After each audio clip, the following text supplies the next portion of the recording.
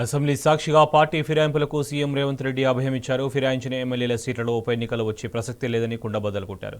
ఫిరాయింపు ఎమ్మెల్యేలపై అనర్హత వేటు వేయాలన్న కేసు సుప్రీంకోర్టులో ఉండగానే ముఖ్యమంత్రి తీర్పు ఇచ్చినంత పనిచేశారు. రాజ్యాంగం ప్రవచించిన భారత ప్రజాస్వామ్య వ్యవస్థలో కొన్ని సంప్రదాయాలు, పద్ధతులను రేవంత్ విస్మరించారు. ముఖ్యమంత్రి వ్యవహార శైలిపై న్యాయ, రాజ్యాంగ నిపుణుల నుంచి రాజకీయ పరిశీలకుల వరకు విస్మయం వ్యక్తమవుతుంది. కోర్టు పరిధిలోని అంశాన్ని ఎలా ప్రస్తావిస్తారు అని Harish Rao point of order లేవనెత్తగా రేవంత్ వ్యాఖ్యల్ని కోర్టు దృష్టికి తీసుకెళ్తామని కేటీఆర్ తేల్చి చెప్పారు.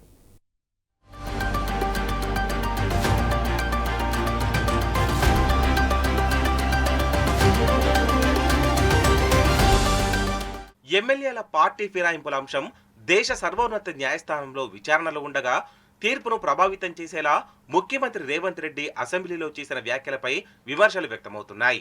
పార్టీ ఫిరాయింపులకు పాల్పడిన శాసనసభ్యులకు వ్యతిరేకంగా కోర్టు తీర్పు చెప్తే వారి అసెంబ్లీ సెగ్మెంట్లలో మళ్లీ ఎన్నికలు తప్పవని సర్వత్రా భావిస్తున్న తరుణంలో ముఖ్యమంత్రి తానే తీర్పు చెప్తున్నట్లుగా చేసిన వ్యాఖ్యలపై విస్మయం వ్యక్తమవుతోంది. సభ్యులెవరూ ఆందోళన చెందాల్సిన పని లేదు, ఏ ఉప ఎన్నికలు రావని సీఎం అనడాన్ని తప్పుపడుతున్నారు.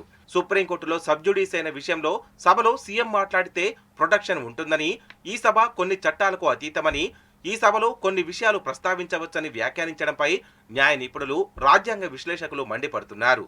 ఏదైనా ఒక అంశం కోర్టు పరిధిలో ఉన్నప్పుడు దానిపై ఎలాంటి వ్యాఖ్యలు చేయకూడదన్నది నిబంధన. కానీ సీఎం ఆ నిబంధనను స్వేచ్ఛగా అధిగమించారు. పార్టీ ఫిరాయించిన ఎమ్మెల్యేల కేసులో తీర్పు చెప్పేశారు అని న్యాయ నిపుణులు విమర్శిస్తున్నారు.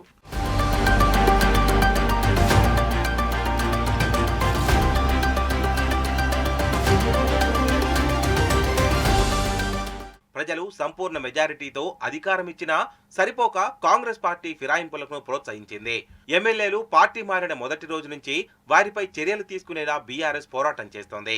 పార్టీ ఫిరాయింపుల నిరోధక చట్టం కింద వారిపై అనర్హత వేటు పడేలా ఇటు అసెంబ్లీలో అటు న్యాయస్థానాల్లో కొట్లాడుతోంది. మరోవైపు సుప్రీంకోర్టు సైతం పార్టీ ఫిరాయింపులపై ఆగ్రహంగా కనిపిస్తోంది. ఏకంగా స్పీకర్కు నోటీసులు జారీ చేసింది. ఈ నేపథ్యంలో పార్టీ మారిన ఎమ్మెల్యేలకు భయం మొదలైంది. మరోవైపు బీఆర్ఎస్ నుంచి భారీగా వలసలు వస్తాయని ఆశించిన కాంగ్రెస్ కు భంగపాటు ఎదురైంది. పార్టీ మారిన 10 మంది ఎమ్మెల్యేల పరిస్థితిని చూసిన తర్వాత పార్టీ ఫిరాయించేందుకు ఎవరూ సాహసించడం లేదు. దీంతో కాంగ్రెస్ లో అంతర్మదనం మొదలైంది. ఈ నేపథ్యంలోనే తనను నమ్మి కాంగ్రెస్ లోకి చేరిన 10 మంది ఎమ్మెల్యేలకు భరోసా ఇచ్చేందుకు రేవంత్ ఉప ఎన్నికలు రావంటూ అసెంబ్లీలో వ్యాఖ్యానించారని చెబుతున్నారు. ఇది కోర్టు ధిక్కరణతో పాటు ఫిరాయింపులను ప్రోత్సహించడమే అని రాజ్యాంగ విశ్లేషకులు స్పష్టం చేస్తున్నారు.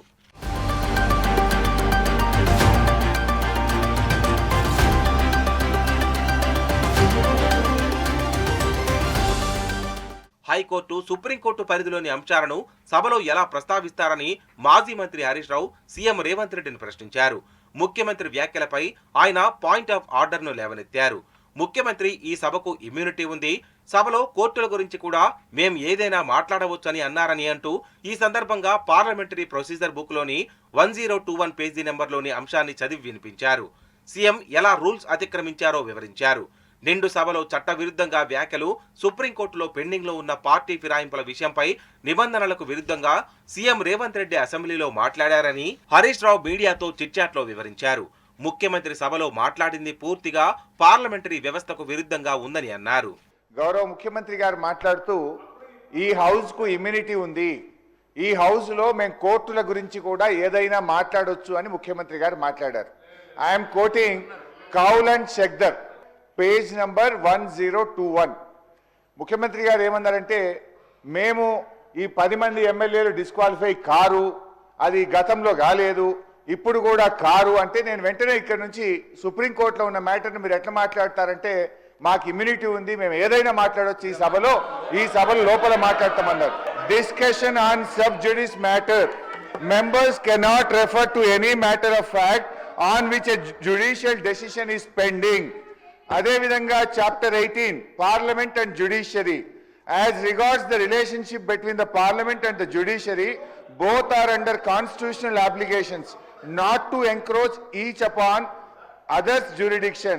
In this respect, Article 121 provides that the conduct of a judge or a Supreme Court or High Court cannot be discussed in Parliament except upon a motion for presenting to the President praying for the removal of such judge.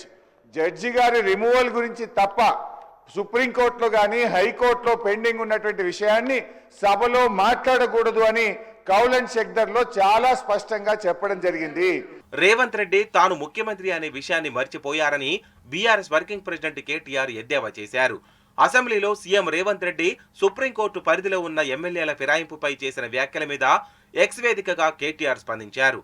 కొన్ని సందర్భాల్లో రేవంత్ రెడ్డి అనేక పాత్రల్లో జీవిస్తుంటారని వ్యంగ్యాస్త్రాలు సంధించారు. ఈ రోజు తానే supreme court అని నిర్ణయించుకున్నారని విమర్శించారు. ముఖ్యమంత్రిగా పనిచేయాలని ప్రజలు ఎన్నుకున్నారు కానీ పగటి వేషాలు, పిట్టల దొర మాటలతో కాలం వెళ్లబుచ్చాలని కాదని రేవంత్కు చురకలంటించారు. ఈ అంశాన్ని బీఆర్ఎస్ న్యాయస్థానం దృష్టికి తీసుకెళ్తుందని చెప్పారు.